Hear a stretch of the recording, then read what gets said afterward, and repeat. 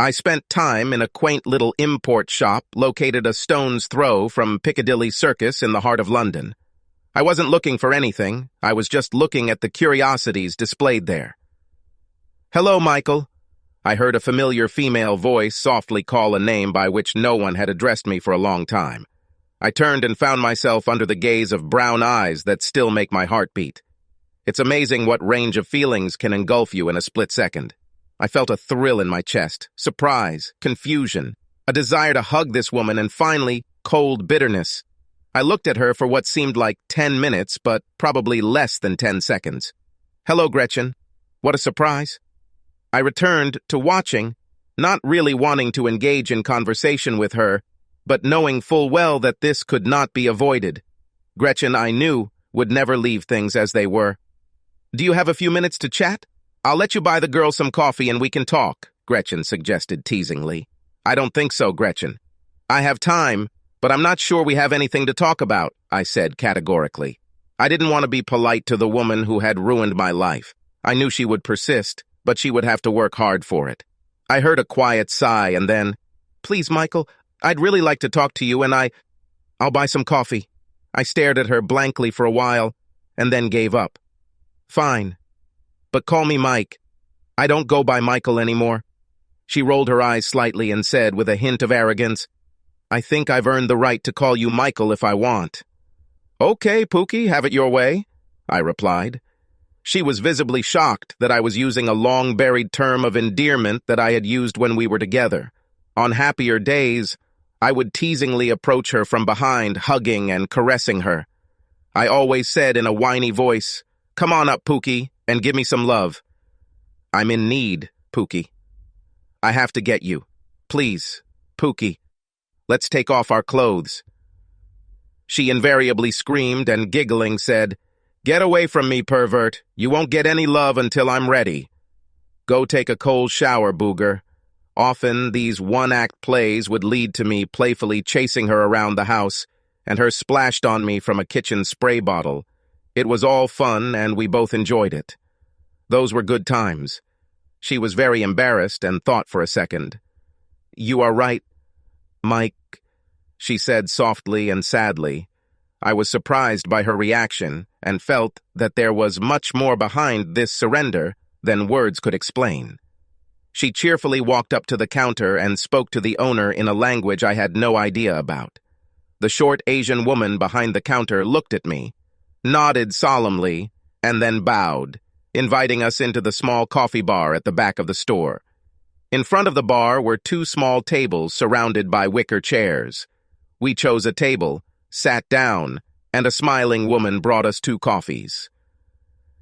Without even thinking, Gretchen chose a chair facing the bar and the wall, and I walked around the table and took the chair facing the door. Muscle memory doesn't forget. It was a ritual we had practiced thousands, perhaps millions, of times over our 24 years of marriage. I had to face the door. It was a nervous tic, left over, if you like, from his time in Vietnam. After all this time, we still followed our rituals. I think we both noticed this, judging by the curious half-smile that appeared on Gretchen's pretty face.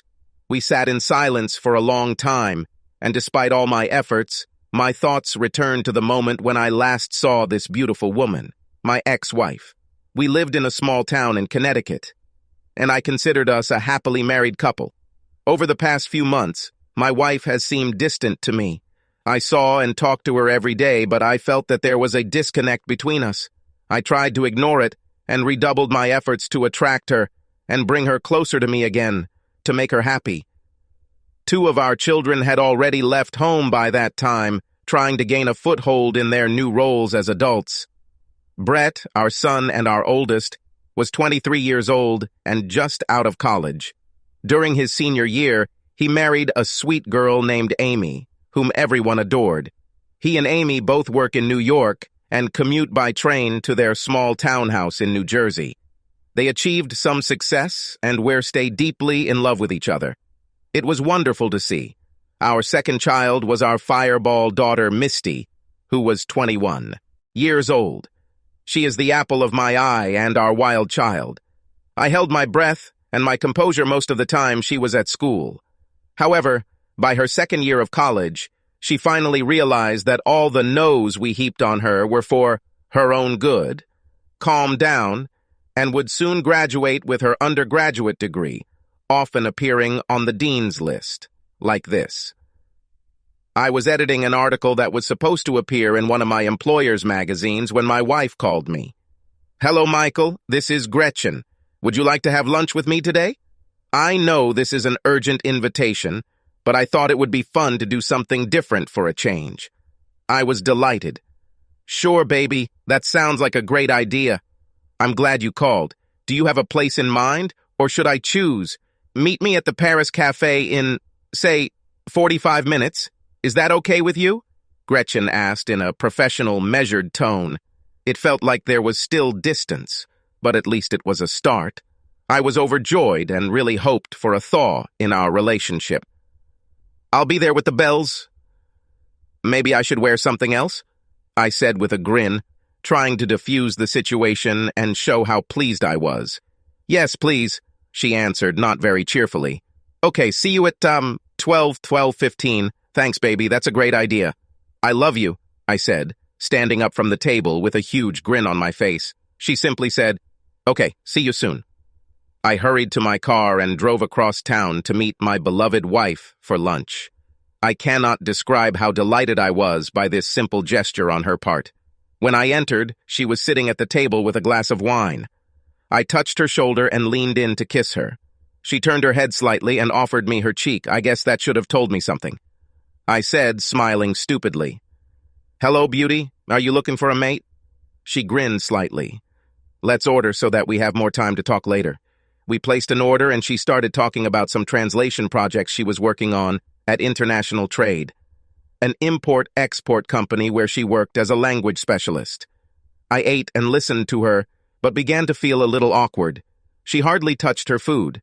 After the dishes were put away, she paid the bill with her business credit card, saying it was fine, and that her boss knew she was buying me lunch.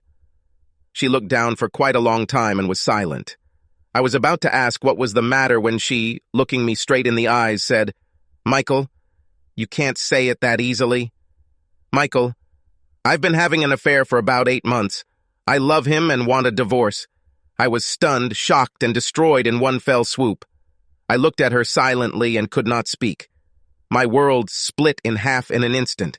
Never in my life, even after what I saw in the war, have I been so shocked.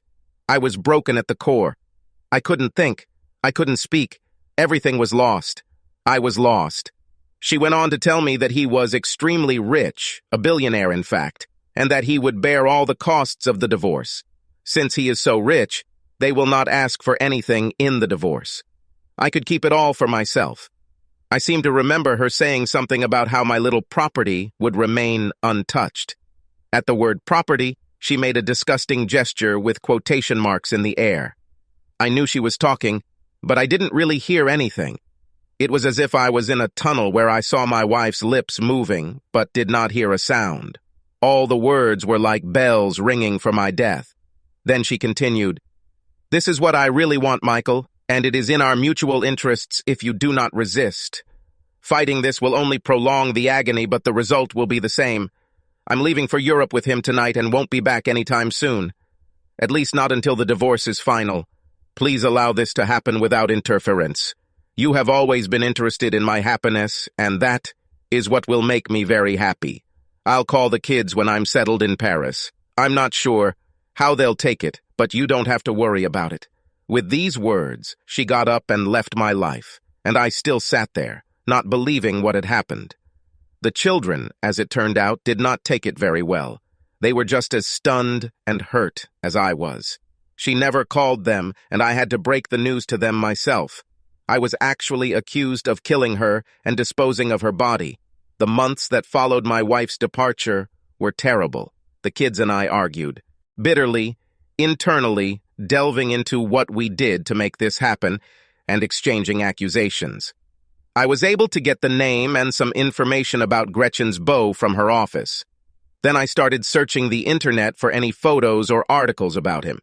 Fortunately, I was able to find several photographs of him with a beaming Gretchen in his arms, taken after her departure, which completely refuted the assumption that I was involved in her disappearance. Interestingly, she was not mentioned in any of the photographs, despite the fact that several people were named in the captions. Apparently, they were trying to keep their home life a secret. After about a year, I was able to establish my new life and began to take an interest in life again. During this time, I became friends with a select few employees of Gretchen's former employer. I found out that senior executives not only knew about Gretchen's affair, but also provided cover for her. It seemed that some of her beau's companies provided a lot of work and products for international trade, so they felt it was in their best interest to make him happy. They even sent memos to some employees, advising them to keep everything secret and not pay attention to what was happening. Gretchen's affairs took place during the company's official time. Can you say lawsuit? Yes, I sued them. Now I live quite comfortably at their expense. I don't get my pound of flesh from Gretchen or her beau. Part of our divorce agreement was that I would never reveal the identity of her beau, but I don't mind making the guilty party feel my pain. More than 3 years have passed since our last dinner, and I found myself sitting at a common table opposite my beloved ex-wife. She still looked very beautiful. The best clothes, hair, and makeup money could buy, but she had a tired, sad look. Those soulful brown eyes of hers, the eyes that I had always adored, told me nothing. It seemed like she was dead inside. When she was happy and excited, those eyes danced, flashed, and sparkled with life. Today, the fire went out. Apparently, happiness still eluded her. "You look good, Michael.